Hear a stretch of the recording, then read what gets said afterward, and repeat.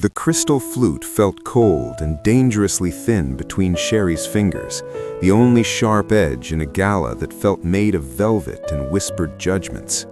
She adjusted her posture for the 10th time, trying to hide the way her shoulders hunched under the predatory gold chandeliers of the ballroom.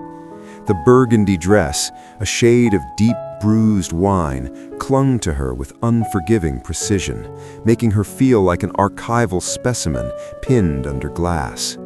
Sherry traced the faint historical watermark on her invitation, a habit of a woman who spent her life among old paper and silence, not in rooms that smelled of million-dollar perfumes and secrets. She was here for a miracle, a contract to save her family's 100-year-old paper mill from a developer's wrecking ball. But as she sat alone, the empty chair opposite her felt like a public mockery of her failure. Then the air shifted. It wasn't the scent of lilies anymore, but the stale, sharp odor of cheap whiskey and cigarette smoke. A shadow fell over her table, and before she could look up, a chair scraped harshly against the marble floor. Christopher S. McLean sat down, a smirk twisting his grease-stained face. "Nice dress, Sherry. Trying to sell the mill or yourself?" Christopher's laughter was a jagged sound that drew stares from nearby tables. He looked terrible, his jacket shiny at the elbows, his eyes bloodshot with the manic energy of a gambler who had lost his last cent. "I saw the news," he sneered, reaching for her untouched wine. "The Parker legacy is finally dead. Maybe if you'd spent less time on your restoration and more time being a real woman, you wouldn't be begging for scraps in a dress you can't afford." Sherry's face burned. She reached for her purse, ready to offer him whatever cash she had, just to make him leave before he destroyed her last shred of dignity. But the air suddenly grew cold. A terrifying electricity surged through the room as a large, impeccably groomed hand landed firmly on Christopher's shoulder. The color drained from Christopher's face so fast as if a plug had been pulled. His jaw went slack. Slowly, Quan Kwang Mo leaned down, his tailored black suit casting a dark eclipse over the table. He didn't look at Christopher. His predatory, intelligent eyes were locked onto Sherry's. "Did your ex do this?" Kwang Mo whispered, his voice a smooth, lethal baritone. "Make you look at the floor as if you don't own the ground you stand on?" He tightened his grip on Christopher's shoulder. "Run, before I decide your heir is a waste of my time." The mirror in the small apartment above the Parker paper mill didn't lie, but today Sherry wished it would. The burgundy silk of the dress felt like a beautiful, expensive cage. It was a shade of deep, bruised plum that Jessica had insisted would make her impossible to ignore. But as Sherry smoothed the fabric over her hips, all she felt was exposed. The dress clung to every curve she usually hid under oversized aprons and denim, highlighting the soft swell of her stomach and the anxious curve of her shoulders. She looked like a woman who belonged to a high society gala, but the way she gripped the edge of the vanity, her knuckles white and dusted with the faint lingering scent of wood pulp and vanilla, betrayed the truth. She was a restorer of lost things, a woman who lived in the quiet hum of history, not the roar of the present. Her gaze drifted to the corner of her dresser, where a stack of mail sat like a ticking time bomb. On top was the notice from the bank, the ink dark and final. The Parker paper mill, the legacy her grandmother had spent 60 years protecting, was drowning. A predatory land developer had already begun circling, sending representatives with polished smiles and contracts that smelled like a funeral. To them, the mill was just a plot of land for luxury condos. To Sherry, it was the soul of her family. The antique vats, the drying racks, the specific sun-drenched smell of drying cotton rag, it was all she had left. "Just one night, Sherry," she whispered to her reflection, her voice sounding thin against the backdrop of the heavy machinery downstairs that sat silent for the first time in a century. One contract, one miracle. She reached for her earrings, but her hands began to tremble. It wasn't just the debt that made her fingers shake, it was the ghosts. Whenever she looked at her reflection for too long, she still saw the version of herself that Christopher S. McLean had created. She remembered the way he used to look at her, not with love, but with a critical, appraising eye that sought out every flaw. "You're too soft, Sherry," he would say, his voice thick with the smell of cheap beer. "You're as fragile as that old paper you obsess over. No wonder you're failing." He had spent 3 years eroding her confidence, piece by piece, until she believed that the only reason the mill was failing was because she wasn't strong enough or modern enough.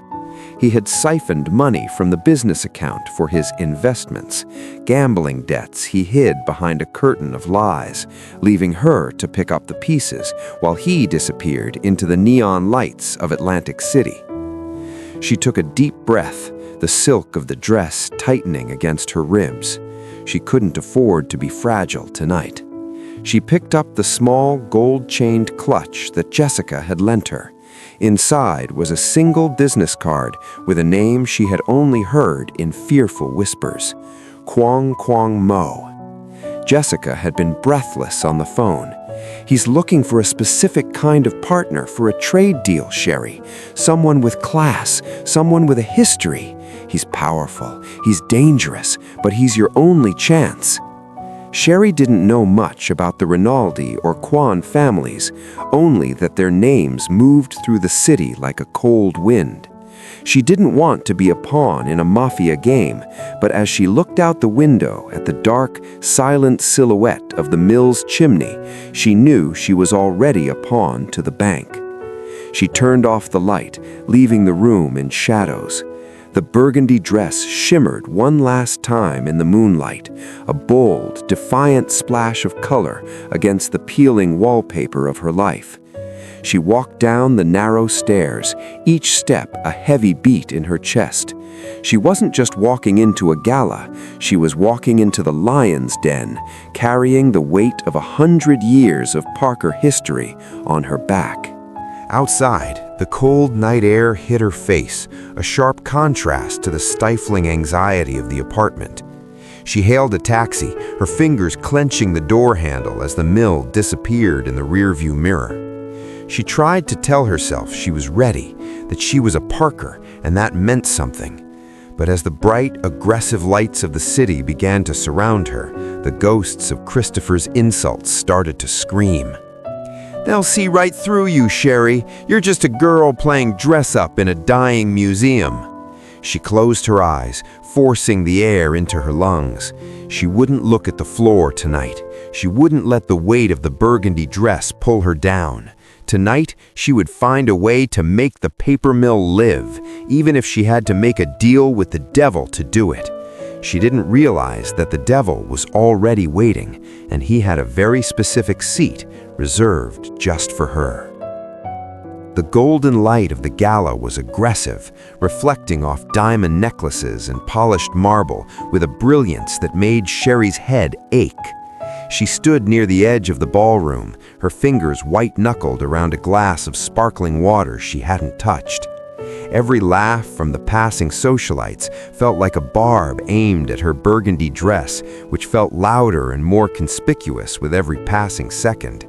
She felt like a fraud among the elite, a girl with pulp under her fingernails, trying to pretend she belonged in a world of high-stakes trade and old money. She had just managed to steady her breathing, focusing on the mental image of her grandmother's drying racks to ground herself, when the air around her soured. It wasn't a gradual change, it was a sudden, violent intrusion of a scent she knew too well: stale tobacco and the sharp, cheap bite of gin.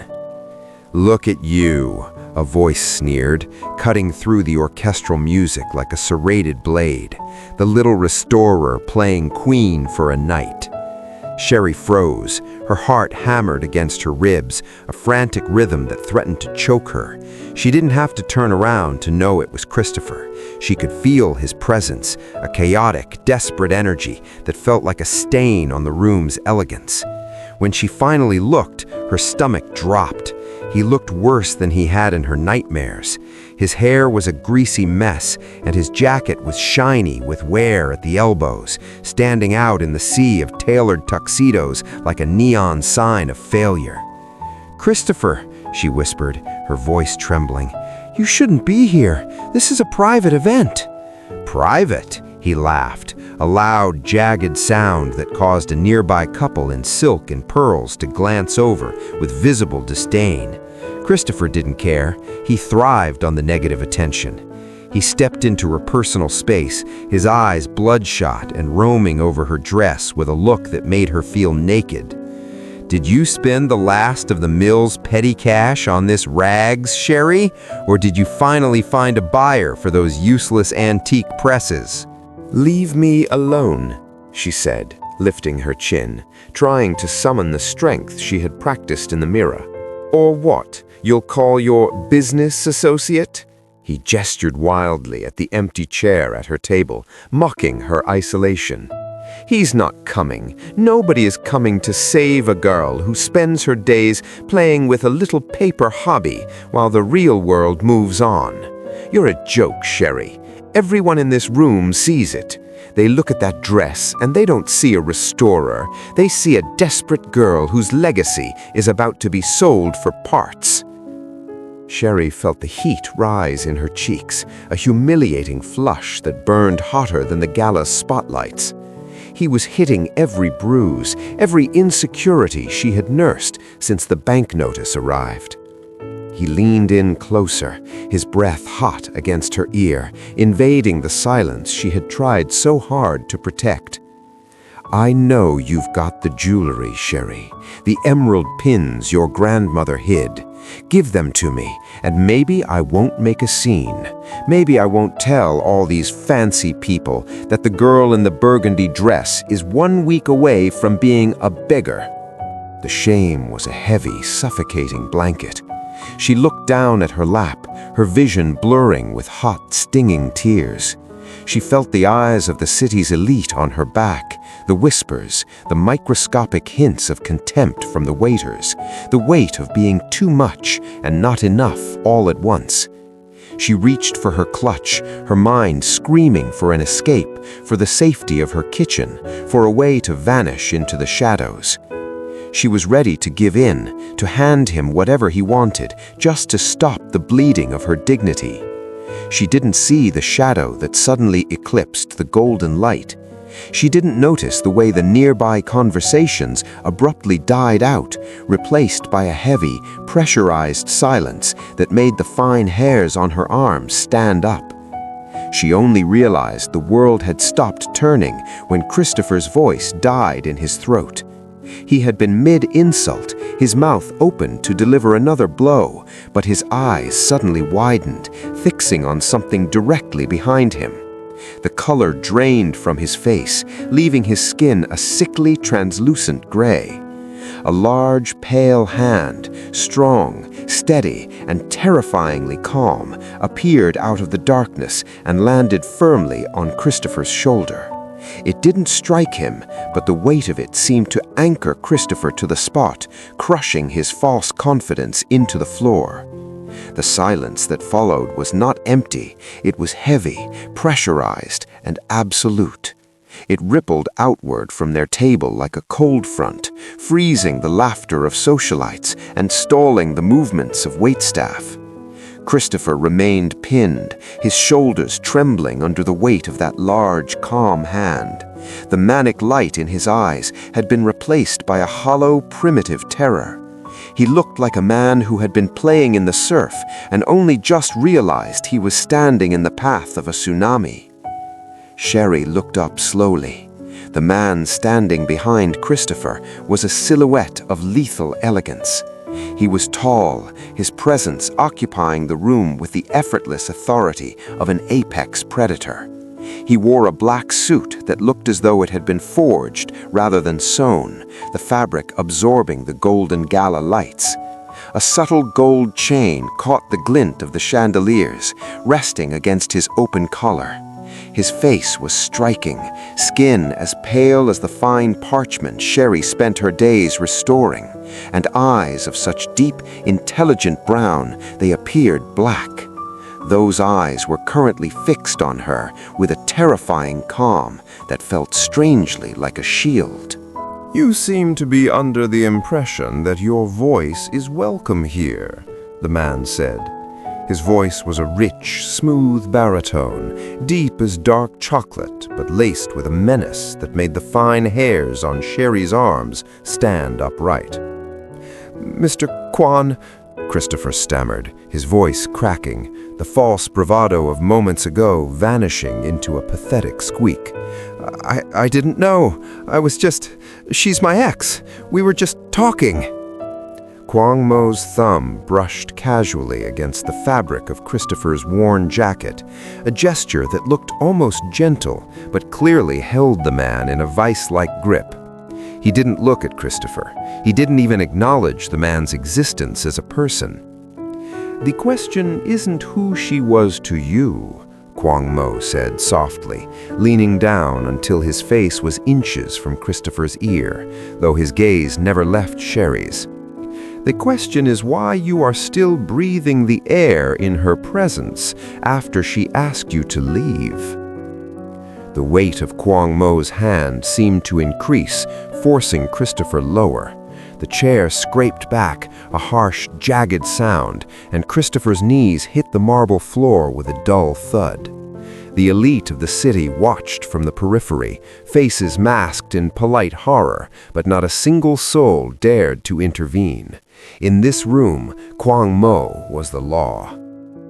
"Apologize," Kwang Mo commanded.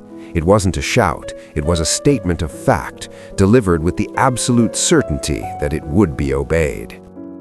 "I'm sorry," Christopher gasped, his face a sickly gray. "Sherry, I'm sorry. I'll go. I'll leave right now." Kwang Mo's gaze swept over Sherry's face, down to the trembling hands she had clasped on the table, and then back to her eyes. He didn't see the softness Christopher had mocked. He looked at her as if he were appraising a masterpiece that had been handled by a vandal. "Apologize for the insult," Kwang Mo said softly, his voice dropping an octave, becoming intimate and gravelly. "Apologize for suggesting she is anything less than the most valuable thing in this room." Christopher began to shake visibly, his knees knocking against the floor. "I'm sorry for what I said. You're not a joke, Sherry. The dress. You look beautiful. Please, just let me go." Kwang Mo finally released his grip. He straightened his jacket, brushing an invisible speck of dust from his sleeve with fluid, controlled grace.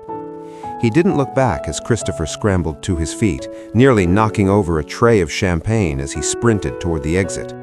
The front doors of the gala burst open, and Christopher vanished into the night, leaving behind only the lingering scent of his panic. Silence descended once more, but the pressure had shifted. Kwang Mo calmly pulled out the chair Christopher had vacated. He sat down, occupying the space with such dominance that the vast ballroom suddenly felt small.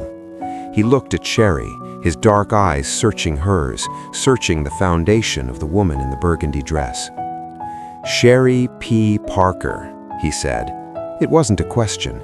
He knew exactly who she was. "Yes," she breathed, her heart racing so fast she thought she might faint. The burgundy dress felt like a challenge now, one she was finally beginning to meet.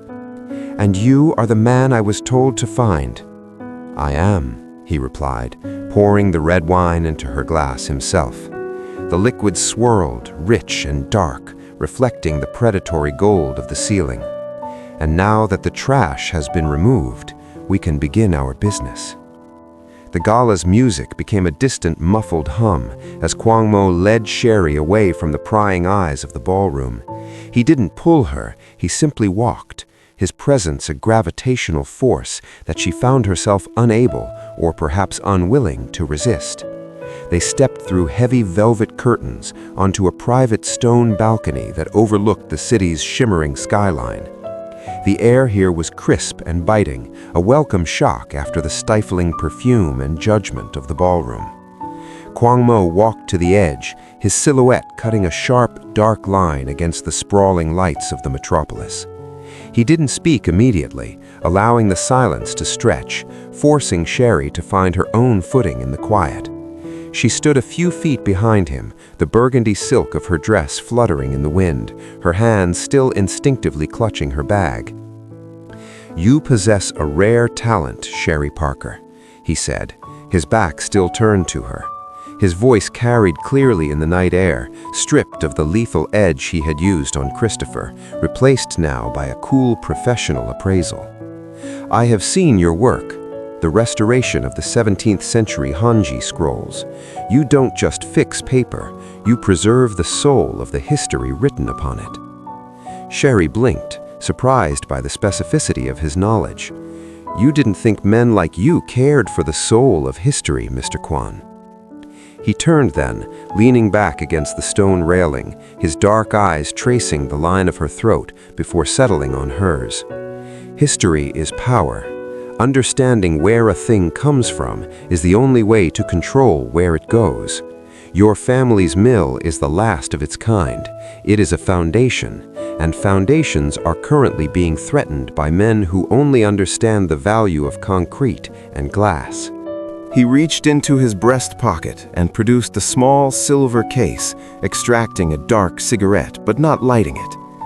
"I am in the middle of a delicate international merger. My associates are traditional. They value stability, legacy, and a certain respectability. My reputation provides the strength, but I lack the soft power they require to trust a long-term partnership." He stepped closer, invading the small space between them until Sherry could smell the faint, expensive scent of sandalwood and cold air that clung to his suit.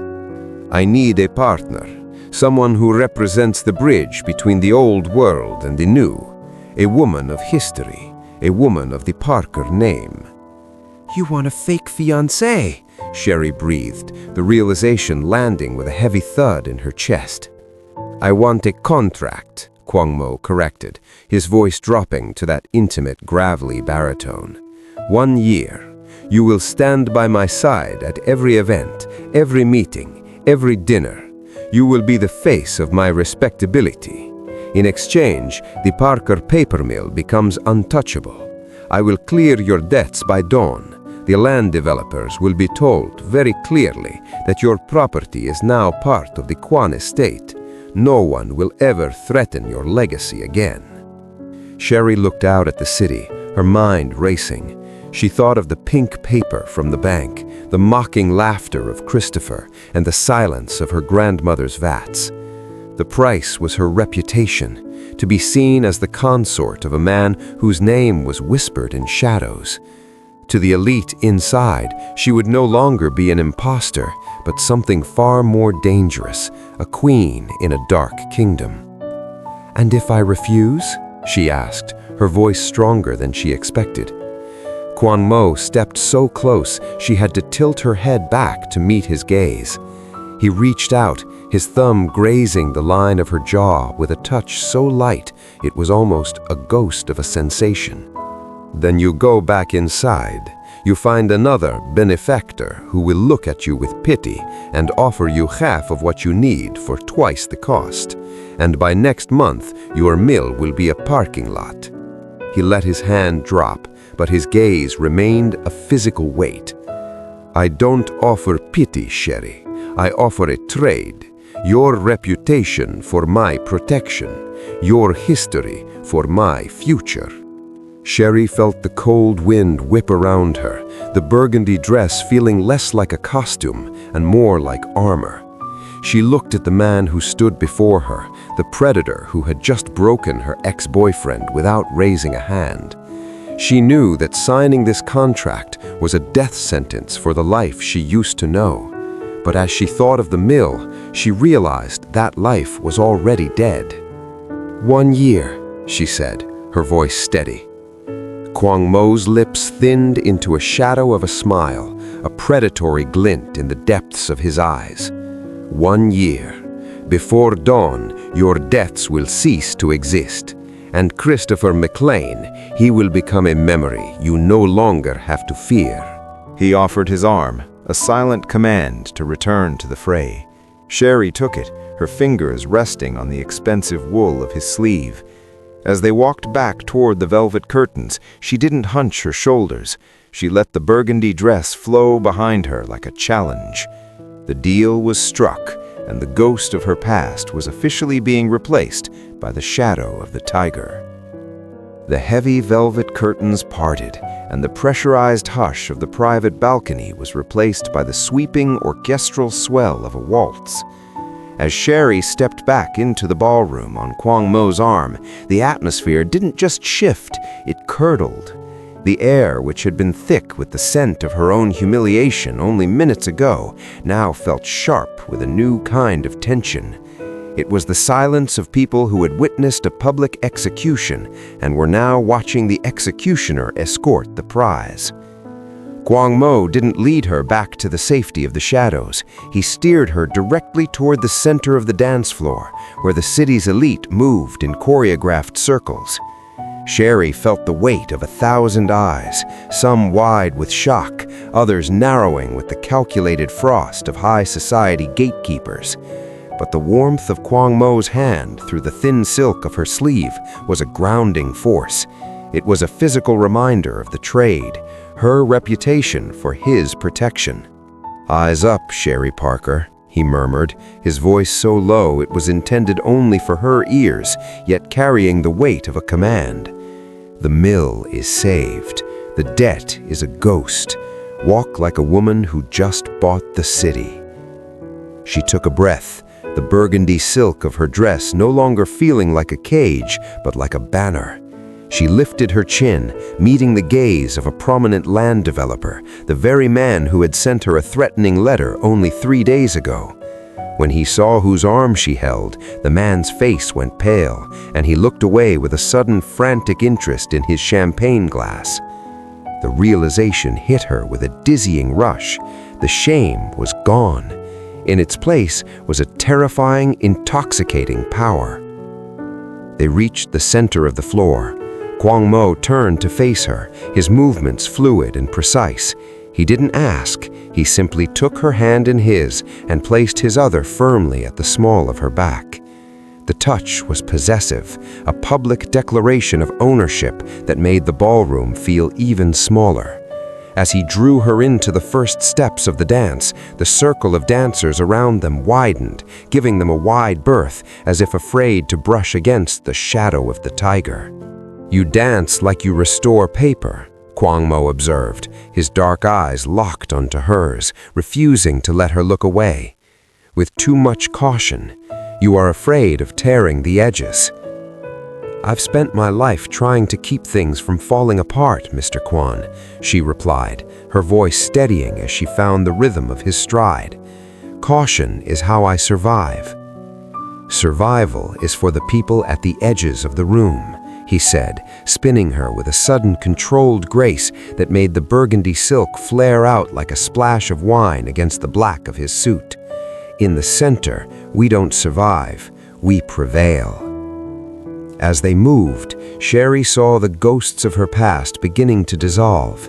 She saw the waiters who had looked at her with disdain now bowing their heads as she passed. She saw the society women whispering behind their fans, their expressions shifting from mockery to a fearful envy. Under the protection of the Kwon family, she wasn't just Sherry Parker, the struggling restorer. She was the woman who had tamed the predator. For the first time in years, Sherry didn't feel the need to shrink. She leaned into the dance, her hand resting on the broad, solid muscle of his shoulder. The mill was safe, the archives were secure, and Christopher McLean was a shadow that had been chased away by a much larger, much darker sun. Kwang Mo's gaze remained heavy, appraising. He wasn't looking at her as a tool or a fake partner in that moment.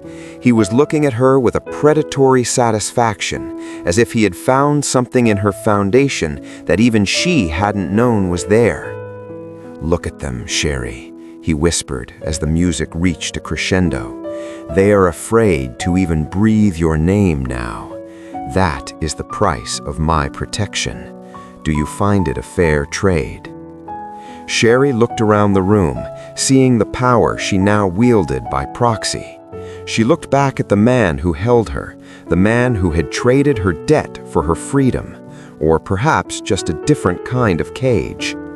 "It's the only trade I could make," she said, her voice clear and resonant. As the music faded and the room broke into polite, strained applause, Sherry didn't look at the floor. She stood tall beside the mafia boss, her hand still in his, finally realizing that the burgundy dress didn't make her a target, it made her a challenge, and she was finally ready to play the game. The transition from the gala's ballroom to the inner sanctum of the Kwan estate felt like moving from a stage play into a fortress. The golden cage was a sprawling penthouse of black marble and floor-to-ceiling glass that looked out over the city Sherry was now supposedly a queen of, but the air inside was different. It was heavy with the silence of absolute control. Sherry stood in the center of a laboratory that took her breath away. It wasn't the dark, cramped studio she was used to. It was a state-of-the-art archival sanctuary. Every tool she had ever dreamed of, vacuum suction tables, precision humidification chambers, and surgical-grade microscopes sat waiting for her. In the center of the room, under a specialized LED array, lay the reason for her presence.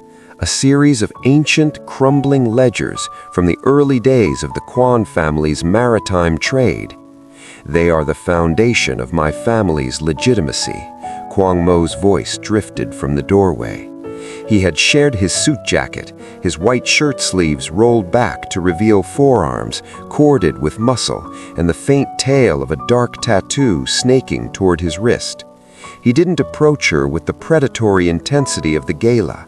Instead, he watched her with a quiet, almost reverent curiosity. Sherry moved toward the ledgers, her fingers hovering inches above the brittle, yellowed paper. Her professional instinct took over, the anxiety of her new life momentarily eclipsed by the thrill of the work. "These are exquisite," she whispered, tracing the unique weave of the handmade paper. "But they're dying. The ink is acidic. It's eating the history right out of the fibers." "Then save it," Kwang Mo said, stepping into the light. He didn't look at the books, he looked at her. "I spent years watching men try to value these by the secrets they contain. You are the first to look at them and see the craft. I chose you because you treat the past with more respect than anyone I know treats the present." For a moment, the danger of who he was faded. Christopher had spent years calling her work a little paper hobby, a trivial waste of time that didn't pay the bills. But Kwang Mo looked at her talent as if it were a weapon or a jewel. The validation was a physical sensation, warmer and more intoxicating than the wine they had shared at the gala. For the first time, Sherry felt seen, not as a victim or a desperate debtor, but as a master of her craft. But the reality of her new world was never far away. As she began her preliminary assessment, the heavy double doors of the lab swung open. A man with a jagged scar across his temple entered, leaning in to whisper something to Kwang Mo. The atmosphere in the room plummeted 40 degrees. Kwang Mo's expression didn't change, but his eyes turned into chips of black ice. "Handle it," Kwang Mo said, his voice dropping to that lethal chocolate-dark baritone. "If the shipment was intercepted, I don't want excuses. I want the names of the men who thought they could breathe my air without paying for it." The man nodded and vanished as quickly as he had appeared. Kwang Mo turned back to Sherry, the coldness in his gaze lingering for a split second before softening into the mask of the benefactor. "You have everything you need?" he asked. Yes," Sherry stammered, her heart hammering. The surgical precision of her tools suddenly felt very close to the cold efficiency of his violence. She looked at the high-tech security cameras tucked into the corners of the ceiling and the two armed guards she knew stood just outside the reinforced glass doors. This wasn't just a studio, it was a high-security vault, and while the mill was safe and her debts were gone, she realized that she was now part of a ledger she couldn't restore. She was under the protection of a man who valued her talent enough to build her a temple, but who wouldn't hesitate to burn the world down to keep what was his. "Don't look so terrified, Sherry," Kwang Mo said, walking closer until he was standing just behind her, his presence a warm, heavy weight. "The world outside is a chaos of small, desperate men like Christopher. In here, there is only the work, and there is me. You are safe." He reached out, his long fingers brushing a stray lock of hair behind her ear. It was a gesture of startling intimacy, a touch that felt like both a promise and a brand. Sherry looked down at the ancient paper, realizing that like the scrolls she restored, she was now bound to a history she couldn't escape. The cage was indeed made of gold, and as Kwang Mo turned to leave her to her work, she wondered if she was restoring his past or becoming a permanent part of his collection. The neon glow of Atlantic City was a far cry from the refined, silent corridors of the Kwan estate, and for Christopher S. McLean, the contrast was a physical ache. He sat in the back of a rain-streaked sedan, sandwiched between two men whose silence was more terrifying than any threat. His jaw still ached from where he'd been reminded of his obligations an hour ago. The disheveled gambler who had once tried to lord his hollow power over Sherry was now nothing more than a cornered rat, his clothes more rumpled, his eyes wild with the frantic calculations of the doomed. In front of him sat a man who didn't possess Kwang Mo's lethal elegance, but rather a blunt, transactional cruelty. He threw a grainy photograph onto Christopher's lap. It was a shot of the Parker paper mill, now swarmed with black-suited security. "Kwang Mo's new toy is expensive," the man said, his voice like gravel in a blender. "He's moved the family's maritime ledgers into that studio. Those books aren't just history, McLean. They're the map to every shell company and shipping route the Kwan Syndicate uses to move their international trade. Information like that is worth 10 times the pittance you owe us." Christopher swallowed hard, his throat dry. "That place is a fortress now. Kwang Mo's guards are everywhere. I can't just walk in through the front door." "You are the one who told us about the old coal chute in the basement, aren't you? The one that leads directly under the restoration lab." He leaned forward, his eyes cold. "Kwang Mo humiliated you. He made you crawl on your knees in front of a girl you used to own. Don't you want to take something back? Or would you rather find out what happens to people who breathe our air while owing us $300,000? The threat was a death sentence, but the mention of Sherry sparked a different kind of fire in Christopher's gut, a poisonous mixture of regret and spite. He remembered the way she had looked at the gala, standing tall in that burgundy dress, protected by a man who made Christopher feel like an insect. He hated her for being saved. He hated her for the way her shoulders hadn't hunched when she walked away with the tiger. "The security is tighter at night," Christopher whispered, his mind spinning. "But she stays late. She obsesses over the work. She'll be there before dawn when the shift changes." "Then that's your window," the man replied, handing Christopher a small, high-tech device designed to bypass electronic locks.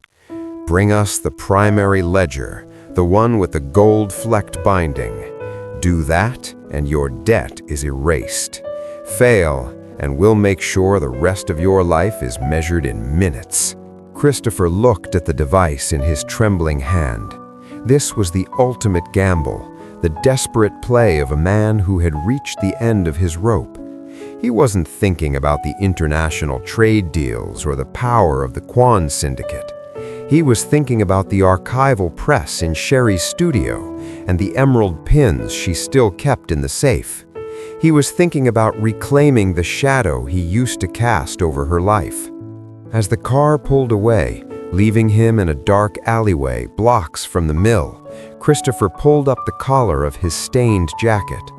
The rain began to fall, cold and unforgiving, soaking into his skin. He felt the weight of his bad choices like a physical leaden shroud. He knew Kwang Mo was a predator, but in Christopher's twisted logic, Sherry was the one who had betrayed him by finding a stronger master. He began to move through the shadows toward the silent silhouette of the mill. He didn't see the black SUV parked 2 blocks away, nor did he see the thermal camera lens tracking his erratic, panicked movements. He was a ghost of her past, returning for one final haunting, unaware that in Kwang Mo's world, ghosts weren't feared, they were exorcised. The stillness of the mill was a heavy, breathing thing in the hours before the sun climbed over the skyline. In the restoration lab, the air was cool and smelled of the distilled water and alkaline buffers Sherry had been using to stabilize the Quan family ledgers. She worked under a single focused cone of light, her world reduced to the micro-movements of a spatula lifting a century of grime from a page. For the first time, she didn't feel like a victim of time. She felt like its curator. The first sound was so faint, she almost dismissed it as the building settling, a dull, rhythmic thud from the basement level. But then came the scrape of metal against stone, a sound that didn't belong to the ghosts of the mill. Sherry froze. Her heart hammered against her ribs, a frantic pulse that threatened to undo all the calm she had built. She reached for the internal intercom to alert Kwang Mo's security detail in the lobby, but the screen was dark. The power had been cut. Panic, cold and sharp, flooded her veins, but it was quickly followed by a realization that burned hotter. She knew that sound. She knew the clumsy, frantic rhythm of someone who took without asking. The lab's heavy glass doors groaned as they were forced open. Christopher stumbled into the light, looking less like a man and more like a cornered animal.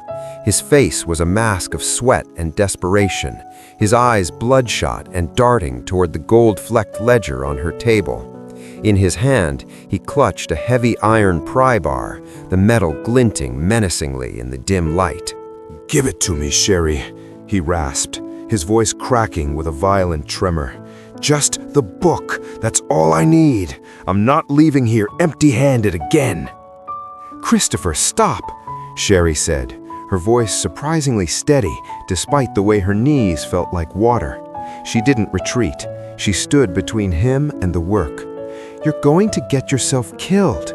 Kwang Mo's men, they're already coming. They see everything." "Then I'll be gone before they get here." He lunged forward, the pry bar swinging in a wide, desperate arc that shattered a shelf of chemical beakers. The sound of breaking glass was like a starter pistol. Christopher grabbed her arm, his grip bruising and familiar, trying to shove her aside. "You think you're so special now, standing tall in your fancy dress? You're still just the girl who let me ruin her. Now move!" He threw her back toward the heavy archival press, the massive cast-iron beast she used to flatten parchment. Sherry's shoulder hit the cold metal, and for a second, the old habit of shrinking returned. She felt the urge to hunch, to hide, to wait for the shadow of the tiger to fall over the room and save her.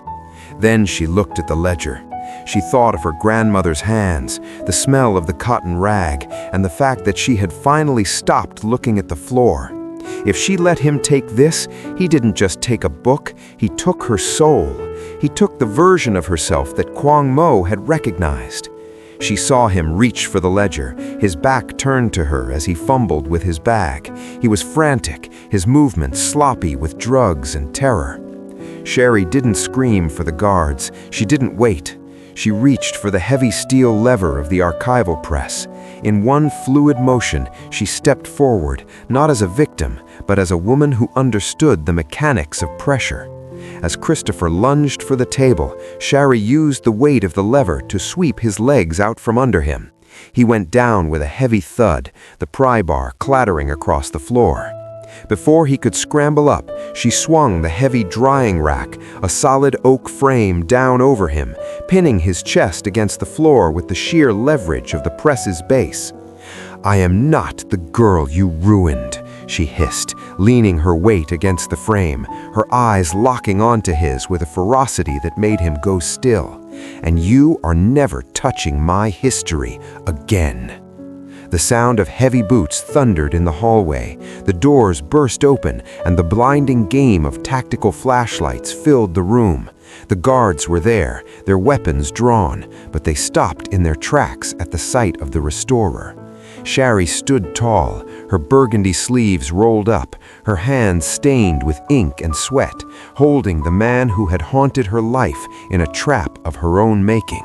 She didn't look at the guards. She didn't look for Kwang Mo. She looked at Christopher until the light of his false power died out completely, leaving only the pathetic remains of a regret that had finally become a death sentence. The silence that followed the guards' arrival was crystalline, broken only by Christopher's ragged, sobbing breaths as he lay pinned beneath the heavy oak frame of the drying rack. Sherry didn't move.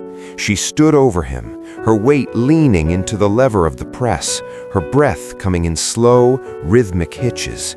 She looked like a statue of a vengeful goddess carved from marble and ink. The heavy thud of footsteps, measured, heavy, and deliberate, echoed in the hallway. The guards parted like a black sea, their heads bowing in unison. Kwang Mo stepped into the laboratory. He didn't look at his men. He didn't look at the shattered beakers or the iron pry bar on the floor. His gaze went straight to Sherry. He took in the ink on her fingers, the sweat dampening the hair at her temples, and the fierce, steady light in her eyes.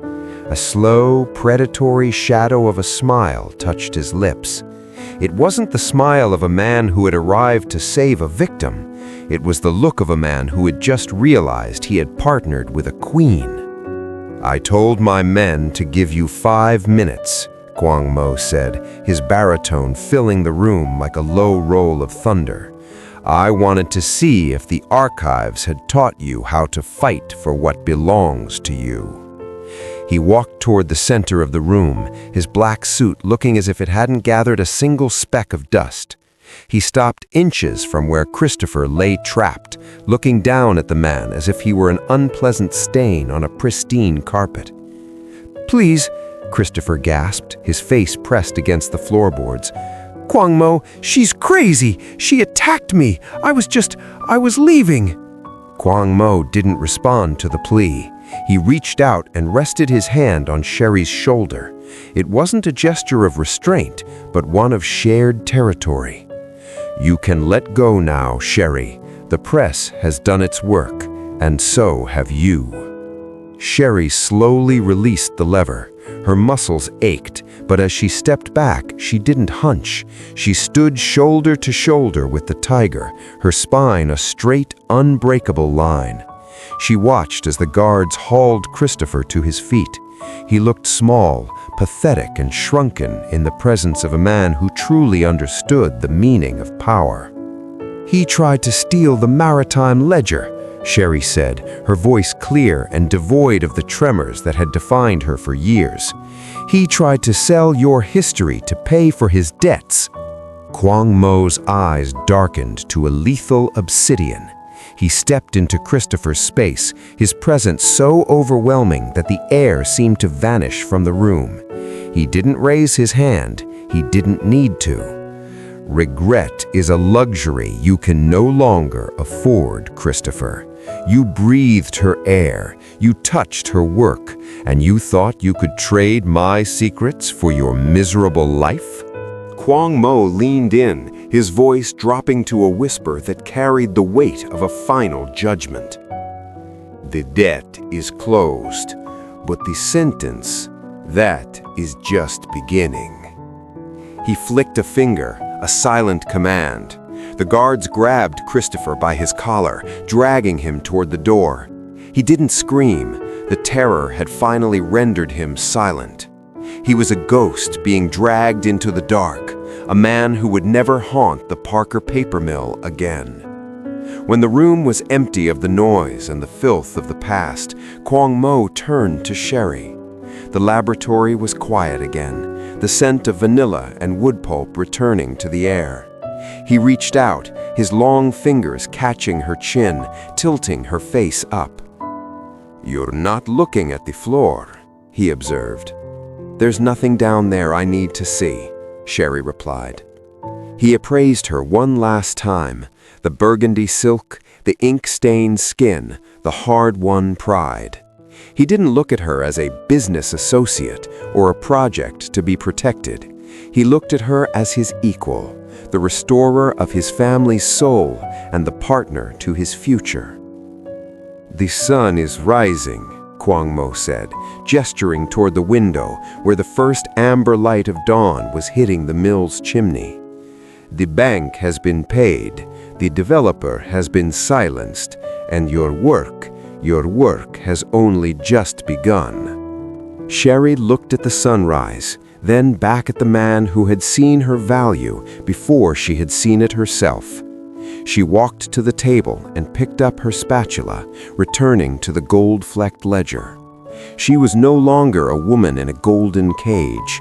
She was a woman who had built her own throne, one page at a time.